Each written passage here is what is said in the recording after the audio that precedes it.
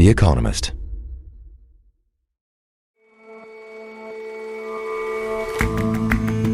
Hello and welcome to The Intelligence from The Economist. I'm Jason Palmer. And I'm Rosie Blore. Every weekday, we provide a fresh perspective on the events shaping your world.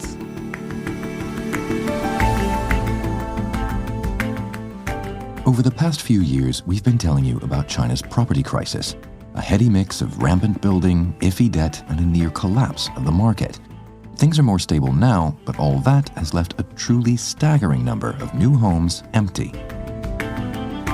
And Jordan Peterson is a Canadian academic and contrarian who's had fights with more or less everyone. But when our correspondent heard him speak, the crowd hung on his words like he was a priest giving a sermon.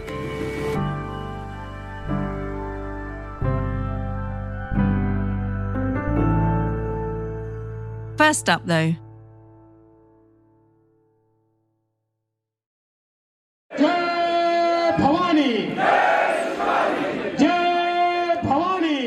This weekend, Prime Minister Narendra Modi's BJP party won a landslide election in the Indian state of Maharashtra. The poll in India's richest state had been touted as a bellwether of support for Modi, and it should have given him a much-needed political boost after he failed to win an outright majority in national elections earlier this year. But the victory is being overshadowed by a scandal. For the second time in 2 years, the Adani Group, which is a colossal Indian conglomerate, has been accused of criminal activity from the other side of the world. Jeremy Page is our Asia diplomatic editor. Its founder and chairman, Gautam Adani, is India's second richest man and a long-time ally of the Prime Minister Narendra Modi. Adani's indictment by US federal prosecutors last week has rocked India and provided ammunition for the Prime Minister's enemies. Jeremy, before we get on to the indictment itself, just remind us quite how influential Gautam Adani is. Adani is almost synonymous with Modi's India. He runs this enormous business empire that spans everything from ports and airports to defense, cement and energy. The company is one of the biggest private players in the power industry with 6 coal-fired power plants. And it is also very active in the renewable energy business. And it's the renewable energy part which is at the heart of these allegations. And so what has he actually been accused of, or what has the Adani Group more broadly been accused of? So in this indictment that American prosecutors filed last week, they alleged that Mr. Adani himself and 7 other individuals were involved in a scheme to pay more than $250 million in bribes to Indian officials, and that was to enter into contracts with a state-owned solar energy company. And the indictment says that Adani himself was directly involved with this, at one point meeting with a local government official to discuss this. The indictment also alleges that Adani and others misrepresented the company's anti-bribery practices to American investors and international financial institutions. The Adani Group denies all of these allegations. This is, though, the second time that Adani Group has been accused of fraud in the last 2 years. In January of 2023, a US-based short seller accused it of what it called the largest con in corporate history, saying that the company had used obscure offshore funds to prop up its value and that its finances were far more fragile than they seemed. Now, the Adani Group also denied those claims, and an investigation by India's market regulator found no evidence of wrongdoing. You've said that Adani is synonymous with Modi's India, and he's, of course, a close ally of Modi's. So how will this affect the Prime Minister? It's hard to predict exactly, but they are very close allies. Adani is from the western state of Gujarat, where Modi himself was born and was then the chief minister from 2001 to 2014. And they've worked together for many, many years. It's important to say that the indictment does not implicate Modi directly, but it has really given fresh political momentum to India's opposition just as Parliament was beginning its winter session. And that's started today. And the Adani scandal is already starting to sort of dominate proceedings. Opposition leader Rahul Gandhi called at the end of last week for Adani's arrest, and he's also now seeking a parliamentary investigation. प्रधानमंत्री जी 100% इस व्यक्ति की protection कर रहे हैं. He said the Prime Minister is 100% protecting this man and that Adani acquired India's assets through corruption and provides support to the BJP. Again, those are allegations that Adani denies. The scandal also puts pressure on India's judiciary and regulatory authorities. Fresh case has now been filed in the Supreme Court over the market regulators' handling of those earlier allegations from the short seller. And the regulator is now considering whether it should open a fresh probe into these US bribery allegations. And does it put pressure on Modi himself? Yes, I think it does, because before this, he was already facing a much more complicated political landscape. Given the general election results back in June, he now has to make many more compromises with coalition partners in his government. The economy is slowing. He's also been under pressure from within his own political camp, as the RSS, which is the Hindu nationalist organization from which the BJP emerged, has been unusually critical of Modi's leadership, albeit obliquely, in the last few months. And that has intensified a sort of quiet contest among potential successors to Mr. Modi. Now, BJP leaders will be happy that their electoral machine is back on track. They just won a big victory in the state of Maharashtra, which is India's richest state. But Modi himself is not really getting the credit for that. He didn't do much campaigning there, and the win is being attributed much more to handouts by the local government and a big voter outreach campaign from the RSS. So as this Adani scandal unfolds, I think Modi's political prospects look increasingly problematic. And how will this affect relationships between the US and India, given that the actual allegations of bribery came from a US prosecutor? I think it's fair to say it will cause some tension with the Biden administration, but both Modi and Adani are probably hoping that Donald Trump will somehow make the case go away, or at least not put too much pressure on the Indian government to cooperate, for example, by extraditing Mr. Adani. And they may be right in making that calculation, but there is still a lot that could happen between now and Trump's inauguration. More information could come out through official or unofficial channels. There could also be leaks after Trump takes office. And now that the allegations are out there, other affected parties could also take their own legal action. More broadly, I think the case will bring much greater scrutiny of India's entire business environment, and that could make it harder for foreign companies to invest here. It could make it harder for Indian companies to raise funds in the US. And then there are individual projects that could also be affected, including Adani's plans to invest $10 billion in energy and infrastructure in the US. There's a reported deal for Adani to operate an airport in Kenya that the Kenyan president cancelled last week after the indictment came out. So I think this case really raises some very serious questions about one of the central pillars of the Modi brand, which is that he has made India less corrupt and a better place to do business. So there is no doubt that this is damaging to Modi's image at home and abroad. The extent of that damage will become clearer, I think, after Trump's inauguration. Jeremy, thank you so much. Fascinating story. Thank you. And you can hear more about Narendra Modi's India in the Modi Raj, our 8-part series broadcast earlier this year and available to all subscribers. On Thursday, our Money Talk show will discuss the astonishing rise of India's stock market.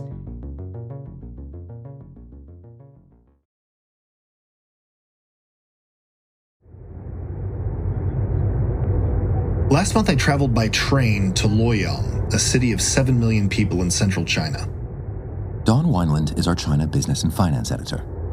As you're arriving, you pass through a district called Yibin, row after row of towering apartment blocks. But it's pretty clear that not many people live in this area. The government is facing a massive housing crisis, and part of that is because developers have overbuilt and there are too many houses on the market. And we've spoken a few times on the show over the past few years about that problem, but give me a quick potted history. How did China get here?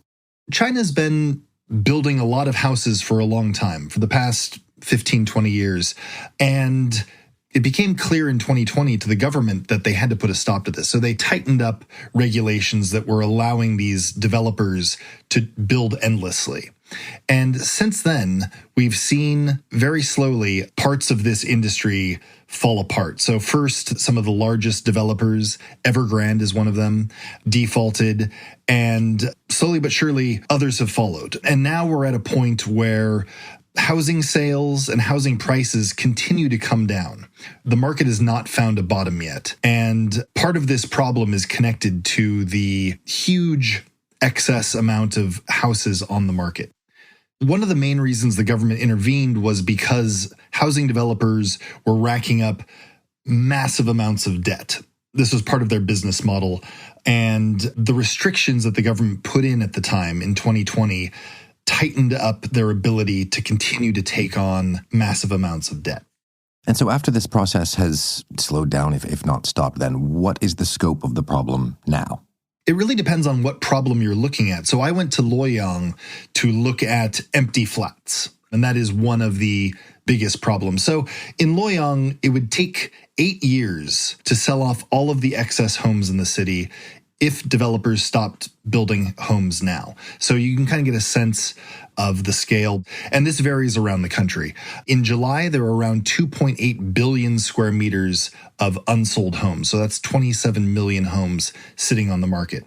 There's another type of home that experts look at to understand this crisis, and that's idle homes, or homes that have been purchased as investments but not lived in. And that figure could be as high as 40 million. So we're looking at something like 70 to 80 million flats that simply are not being used. And that's a big problem when you are looking at a housing market that needs to continue to build homes in order to generate economic activity. But there's a tension there. You're saying a problem is that there is a boatload of empty homes, but there's also a problem in that China needs to keep building homes just to keep the economy ticking over. Exactly. So this gets to one of the fundamental contradictions within the Chinese economy. Local governments rely on leasing out their land to generate revenues.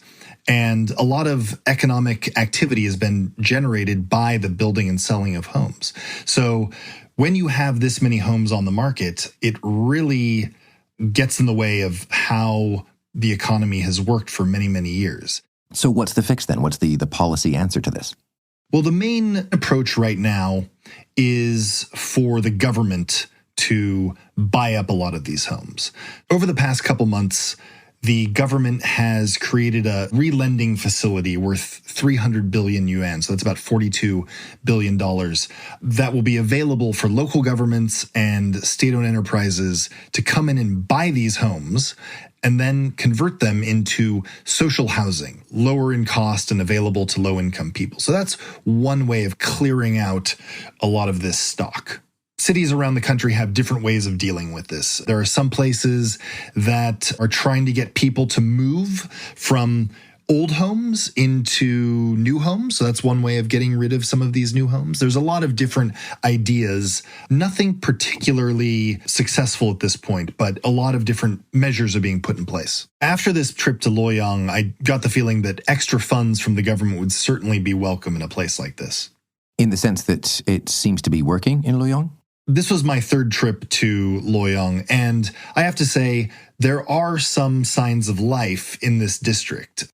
People are moving into some of these homes, but I don't think any of the most recent plans from the government have really moved the needle much in this place. So some of the things we've seen recently have been lowering mortgages, lowering down payments, relaxing certain sales restrictions. To be perfectly honest, Luoyang doesn't really have a lot of these sales restrictions. If you want to buy in this place, you certainly can. So I don't think any of these new measures are really changing things that much on the ground in Luoyang at this point. So in that sense, is Luoyang a good place to look at to see how China as a whole is dealing with this problem? Is it a good representative sample? The problems facing Luoyang are faced across the country. Luoyang is particularly bad. But from what we can tell so far, the government might not be doing enough to restart the housing market. The current plans don't do a whole lot to address another major problem you see on the ground in Luoyang, and that is the problem of homes that have been sold, but they haven't been completed. Local governments don't really seem very interested in buying up these unsold homes. They can't really make a lot of money from doing this. When they borrow from the central government, they also have to pay interest, and they really can't even make up that interest by converting homes into social housing. So that's a really big problem. We can see earlier this year that local governments only used 4% of the 300 billion yuan that was made available. This has left a lot of experts wondering just how long it's going to take to buy up all of these empty homes. But what you suggested earlier is that this is a kind of undermining of a long-running Chinese economic model. And I guess what I'm hearing is that perhaps a new model has to be developed. Is there a path out that doesn't actually deal with the problem at hand? Yes, there is a way out, and that is to transition to building something else, to manufacturing and exporting something else, probably. But that takes a long time, and not every city can become something like a Detroit, where they're building electric vehicles or something like that. And there are a lot of inland cities in China that simply can't find another source of economic growth. And even if they do, it seems as if there are going to be plenty of places in China where there are just endless rows of empty houses. Yes, it's a problem that does not have an easy answer. And when you have something like 8 years of stock in a city, there's really nothing that can be done immediately to solve this problem. The longer this drags on, the worse consumer sentiment gets in this country. So somewhere between 60 and 70% of household wealth is tied up in housing as investments. So if they can't find the bottom of the market and start pushing prices back up slightly, or at least stabilize prices, sentiment in this country is just going to continue to get worse. And that is really at the heart of what the government is worried about. Don, thanks very much for joining us. Thank you.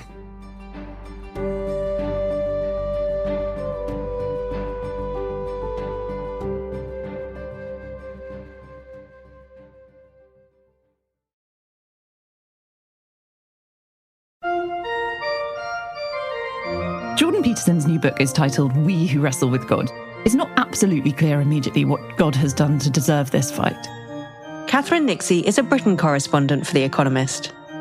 So what he does in the book is he takes all the big hits of the Bible and then he retells them, but using a kind of Jordan Peterson-ish mix of theology, psychology, and, of course, Disney.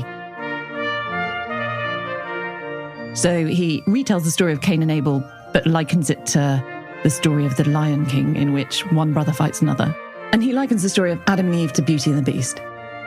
And then the next thing that becomes clear is that Mr. Peterson's much, much bigger wrestle is with the English language itself. His prose has always been hard to read. Even academics find it hard to read. An early review of one of his books called it a tome. If you open it at random, your eye will invariably light on phrases such as this one. The modern meta-Marxists, the postmodern power players, have, as it were, metastasized Marx. So good news if you enjoyed that, because there's about 500 more pages where that came from. Peterson is a famous contrarian. He has had fights with more or less everyone. He's had fights with students over free speech. He's had fights with feminists over whether you can compare lobsters to men. My big problem with the lobsters is that it's scientifically bollocks. Recently, he had a fight with Richard Dawkins, a biologist, over whether or not dragons are real. Well, how many dragons have you overcome in your life? I'm not interested in dragons. I'm interested in reality. And largely because of these fights, Mr. Peterson has gone from academic obscurity to infamy. His most famous work is 12 Rules for Life, a sinew-stiffening self-help book that offers a really strange mix of humdrum domesticity and existential philosophy. It's a bit like Nanny had been mixed with Nietzsche and then started barking orders at you. Stand up straight, shoulders back, consider the existential void of modernity. If his fans are legion, his detractors are possibly even more numerous. Millions dislike him. Academics at the University of Toronto signed an open letter requesting that the university take away his position, in part due to his objection to being required to use gender-neutral pronouns. Did you all enjoy it? Oh, absolutely, yeah. Okay, and had you seen him talk before? This is my first time. I've never seen him live. This is the first time I've seen him live. I do follow him. I went to see him give a talk for his new book in New York, and the crowd there were very adoring. People often say watching Peterson is like watching a religious revival meeting, and it really is. He looks a little bit like a pastor. He was wearing a linen three-piece suit. It's like a sermon from a Victorian vicar. It's a very strange experience, but everyone seemed absolutely thrilled. So I spoke to one woman who said that she felt she gave people hope, which in a way was kind of funny because he was talking all about depressing things. It feels like my sons look at them, they get judged on toxic masculinity for being boys. They're not allowed to be boys anymore. So it kind of gives them hope in a world where they're judged on being toxic masculinity all the time. I spoke to somebody else who felt that he was a valuable asset to the culture wars because he said things that nobody else would say. He was courageous enough to break social taboos. There's no goal to appease anyone. It's true, honest speech. And if you don't like it, then you don't like it. And you're free to say that, but he's going to say what he likes. And do you think that's refreshing in your kind of, what seems to me? That's the most refreshing thing, yeah. Okay. So it's not per se that you agree with what he says on certain issues, it's that he is speaking out in a world of conformity. Yeah, like that he's willing to say something that may cause him flack in an honest way and make it as reasonable and approachable to understand as possible. And that's a kind of widely held opinion, and he has indeed been courageous in times in his career. You can look at him.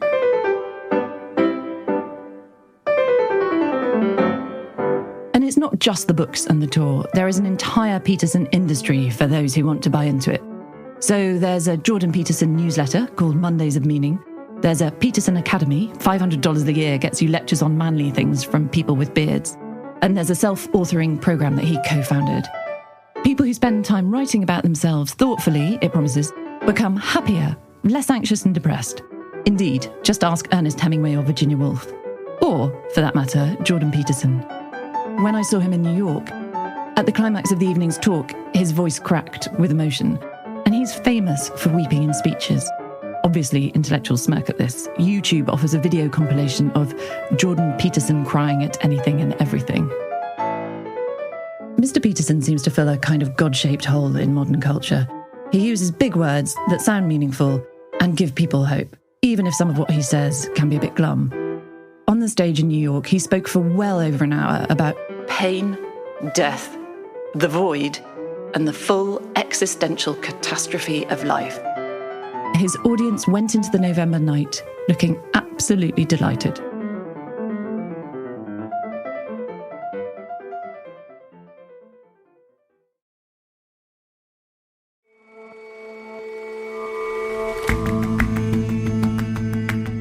Subscribing to Economist Podcast Plus helps make our journalism possible. Thank you. Search Economist Podcast Plus for a free trial. That's all for this episode of The Intelligence. Let us know what you think of the show. You can get in touch at podcasts@economist.com. We'll see you back here tomorrow.